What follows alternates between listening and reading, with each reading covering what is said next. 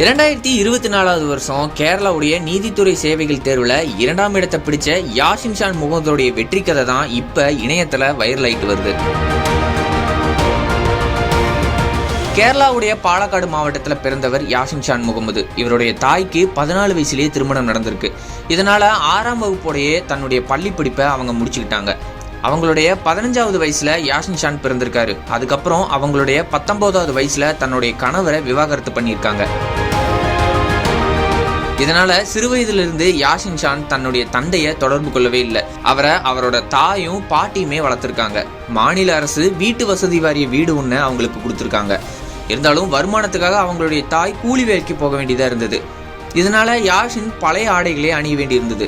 மேலும் புத்தகங்கள் வாங்கி படிக்கிறதுக்கு அவர்கிட்ட காசு இல்லை. இருந்தாலும் அவருக்குள்ள படிக்கணும் அப்படிங்கிற ஒரு ஆசை இருந்ததால சின்ன வயசுலேயே வீடுகளுக்கு பேப்பர் மற்றும் பால் பாக்கெட் போடும் வேலைகளை செஞ்சாரு. சில நேரங்கள்ல கட்டட வேலை செய்யும் தொழிலாளியாகவும் இருந்திருக்காரு. இப்படி நாட்களை கடத்தின அவரு 12ஆம் வகுப்புல தேர்ச்சி பெற்றிருக்காரு. அடுத்தது எலக்ட்ரானிக்ஸ் டிப்ளமோ படிச்சு 1 வருஷம் வேலை செஞ்சிருக்காரு. அதை தொடர்ந்து பட்டப்படிப்பை முடிச்சிருக்காரு. அத்தோட சட்டம் படிக்க முடிவு செஞ்ச அவரு சட்ட நுழைவுத் தேர்வுல 46வது ரேங்க் பெற்று எர்ணாகுளத்துல இருக்கிற சட்ட கல்லூரியில சேர்ந்திருக்காரு. இங்க இருந்து அவரு LLB முடிச்சிருக்காரு. இந்த காலகட்டத்துல அவர் குழந்தைகளுக்கும் டியூஷன் சொல்லி கொடுத்திருக்காரு. அது தவிர டெலிவரி பாயாவும் பணியாற்றியிருக்காரு. இருந்தாலும் கோவிட் காலத்துல எந்த வேலையுமே அவரால் செய்ய முடியல.